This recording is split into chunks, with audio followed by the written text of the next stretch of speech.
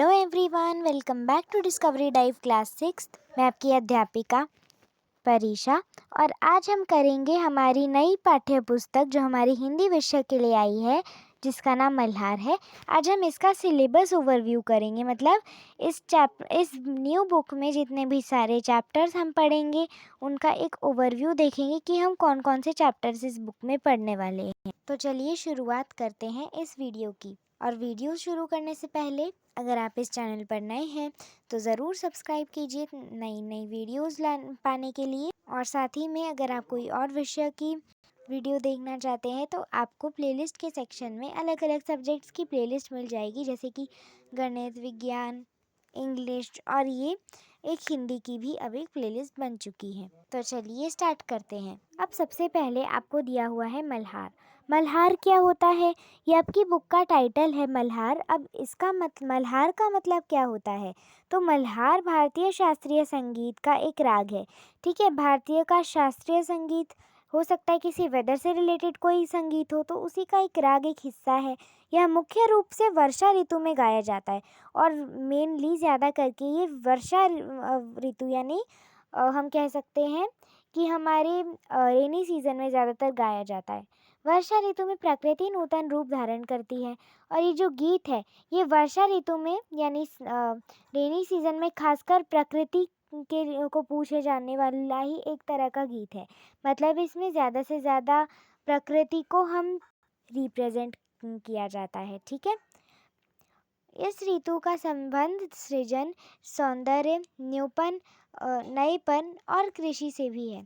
और यहाँ पे मतलब वर्षा ऋतु में जो प्रकृति इतनी सुंदर दिखती है, प्रकृति की जो छटा है, मतलब जो प्रकृति की जो सुंदरता है, सौंदर्य है ना, नएपन है और कृषि है, जो वो पेड़ पौधे फैलाते हैं। और पेड़ पौधे आप लोगों ने भी देखा होगा वर्षा ऋतु में कितने सुंदर लगते हैं। तो इसी सुंदरता को रचनात्मक बनाने के लिए, इसी सुंदरता को एक बार फिर दिखाने के लिए ये गीत हम गाते हैं। और यह पुस्तक मल्हार भी अपने गठन, विषय वस्तु और गतिविधियों में सृजन, सौंदर्य और नएपन पर बल देती है। इसी अच्छी बात के साथ अब हमारा देखते हैं विषय क्रम, यानी कि विषय क्रम मतलब हमारे कितने कौन कौन से क्या चैप्टर्स हम पढ़ेंगे इस विषय में, तो उसके क्रम देखेंगे, क्रम संख्या में उन्हें अच्छे से देखेंगे। तो सबसे पहले हमारे पास है सबसे पहले पहला पाठ हमारे पास क्या है? मातृभूमि। तो पहले हम पढ़ेंगे हमारा पहला पाठ जो कि है मातृभूमि। ठीक है, ये इसको मैं थोड़ा जूम करके आपको दिखाती हूँ। इसमें बच्चे बहुत गलती करते हैं, है ना, तो आप भी इसे समझ लीजिए। जो मातृभूमि है इसमें ये जो मात्रा है, ये जो छोटे एक सी जैसे एक छोटी सी मात्रा बनी हुई है, बहुत बच्चे इसको र पढ़ते हैं। बहुत बच्चे बोलेंगे मैम ये तो मातृभूमि है, लेकिन ये मातृभूमि है, इसे री की मात्रा पढ़ा जाता है, ना कि र की मात्रा। तो आपको अगर ऐसी कोई भी शब्द दिखाई दे तो आपको क्या कहना है कि ये क्या है? ये री की मात्रा है। और आपको भी अगर कोई इस तरह से मिस्टेक कर दे तो आप उन्हें ये बात ज़रूर बता सकते हैं। अब ये मातृभूमि एक कविता है जिसके कवि कौन है? सोहनलाल द्विवेदी जी, यानी इन्होंने ही इस कविता को लिखा है, इसी कविता के रचयिता हैं। ठीक है, अब उन्होंने इस मातृभूमि के बारे में ऐसा क्या विशेष सोचा जो इन्होंने इस भूमि के बारे में एक कविता बना दी, है ना? कुछ तो विशेष बातें होंगी। और ये भूमि क्या है?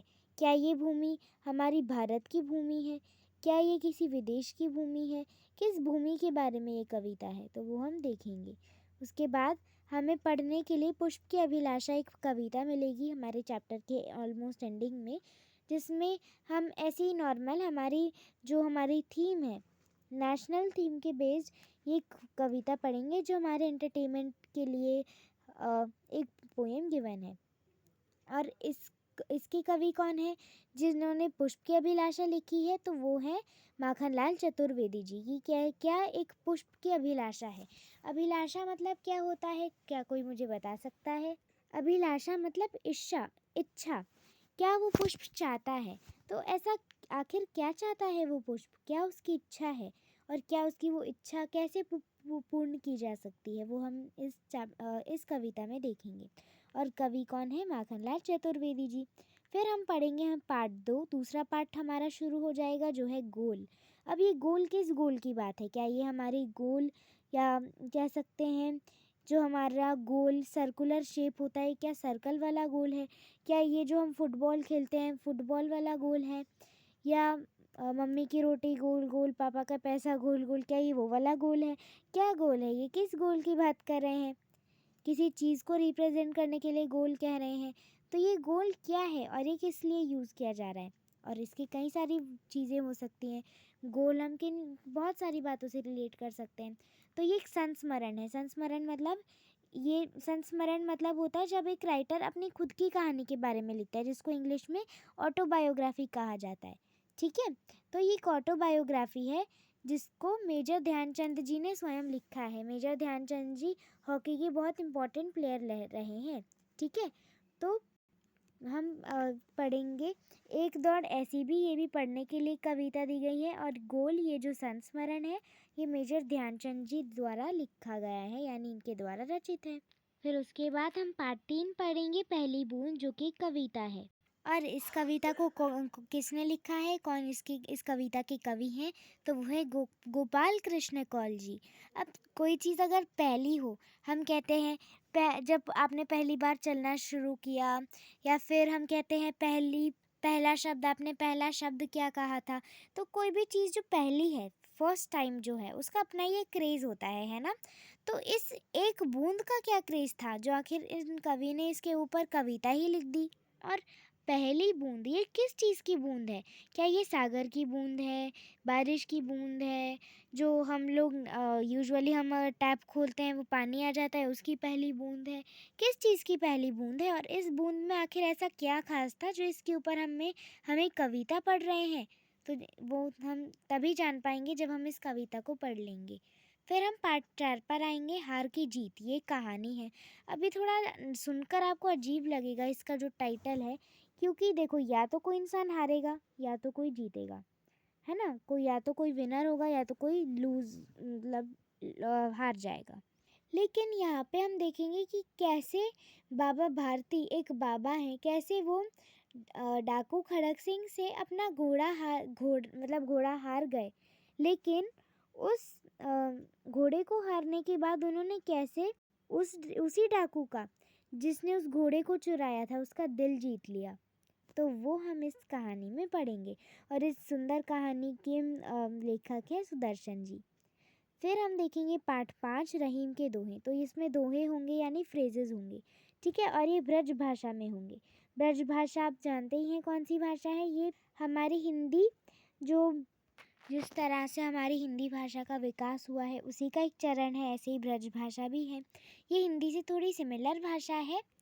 और इसी भाषा के कुछ दोहे हम पढ़ेंगे और इनके बहुत अच्छे अच्छे मतलब हैं, इन्हें भी हम समझेंगे। और इनके कवि कौन है? अब्दुर्रहीम खान खाना। कौन है? अब्दुर्रहीम खान खाना। अब्दुर्रहीम खान खाना इनके लेखक हैं।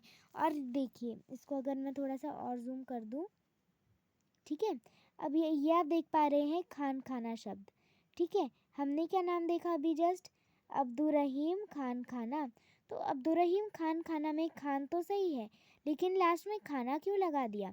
तो जब कोई हम ज़्यादातर यही देखते हैं कि जब अब अगर आप खाना को मिटा दोगे, सिर्फ आप खान तक पढ़ोगे, ठीक है, अगर आप ये सिर्फ खान तक पढ़ोगे, ये चीज़ अब्दुर्रहीम खान, तो ये क्या है? ये उर्दू अल्फाज है। तो उर्दू अल्फाज है, तो आपके एनसीईआरटी में अब्दुर्रहीम खान खाना लिखा हुआ है। ठीक है, तो अब्दुर्रहीम खान खाना तो नहीं है, लेकिन इनका नाम हिंदी में हमने एक तरह से ट्रांसलेट कर दिया है, तो इसीलिए अब हम इसे खान खाना, लास्ट में हमने खाना लगा दिया है।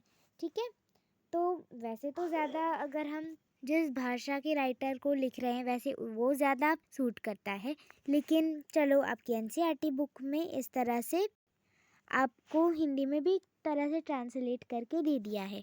तो दोहों की एक अलग ही विशेषता है, मतलब जो हम एक दो पैराग्राफ बना के बड़ी बड़ी लंबी लंबी चौड़ी पैराग्राफ्स लिखते हैं, उन पैराग्राफ्स को ये दोहे मात्र एक या दो पंक्तियों में ही समझा सकते हैं।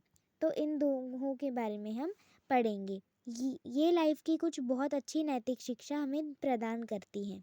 फिर हम पढ़ेंगे पार्ट 6, मेरी माँ। और एक आत्मकथा है। आत्मकथा अगेन ऑटोबायोग्राफी, इसमें राइटर ने अपने ही जीवन के बारे में लिखा है। और इस कथा के लेखक कौन है? स्वयं राम प्रसाद बिस्मिल जी।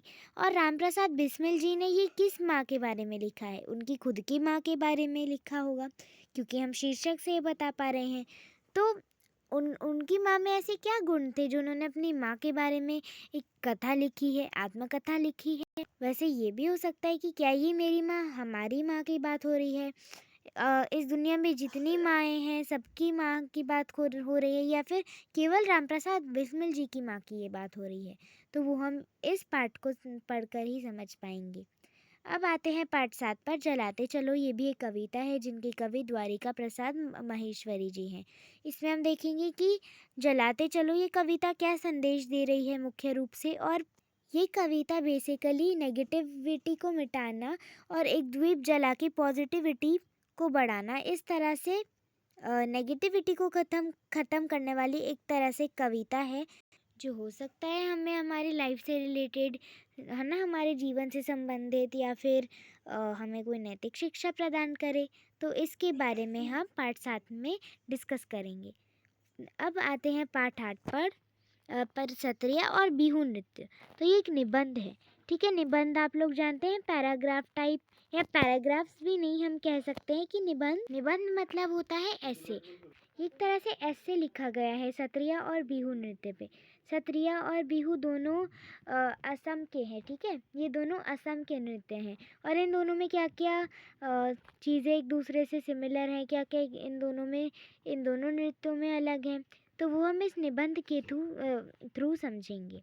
और इस सुंदर लेख की लेखक हैं जया मेहता जी, जिन्होंने इन दोनों ही नृत्य की सुंदरता को दिखाया है। और जिन नृत्य किन विशेष बातों को दिखाते हैं वो भी इस निबंध में ध्यान रखी गई हैं।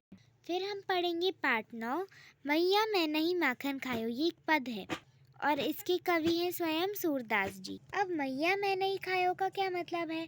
मैया मतलब माँ, मैंने माखन नहीं खाया। अब जैसे छोटे बच्चे होते हैं या फिर इवन कोई भी बच्चा है, और आपने फॉर एग्जाम्पल कहीं से चुपचाप कोई चीज़ निकाल के खुद खा लिया और किसी को नहीं बताया इस बारे में, और बाद में कोई आपसे पूछे कि अच्छा ये चीज़ तुमने ही खाई है ना, तुमने ही अपने पास छुपा के रखी होगी, तो आप अपने डिफेंस के लिए क्या बोलते हो? नहीं नहीं, मैंने ही ऐसा कुछ भी नहीं किया।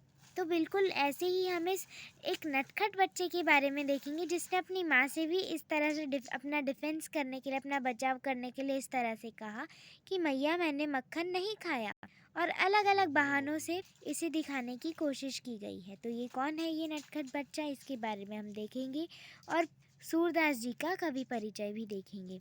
साथ में फिर हम पढ़ेंगे पाठ 10, परीक्षा के बारे में। ये कहानी है जिनके लेखक प्रेमचंद जी हैं। ये किस चीज़ की परीक्षा है, ये परीक्षा को किस तरह से हल किया गया, वो सब हम देखेंगे। फिर हम पाठ 11 पढ़ेंगे, चेतक की वीरता। ये एक कविता है। चेतक क्या होता है, उसकी वीरता किस तरह की थी, उसने ऐसा क्या वीरता का काम किया है, और क्या ये हमारी इंडिया की आज़ादी की लड़ाई की कोई बात है, तो वो हम इस चैप्टर को पढ़ेंगे, तब हम ये एक्सप्लोर करेंगे। और इनके कवि कौन है? Shyam Narayan Pandey ji. So thank you so much for watching. इसी के साथ हमारा कंप्लीट सिलेबस ओवरव्यू एंड होता है।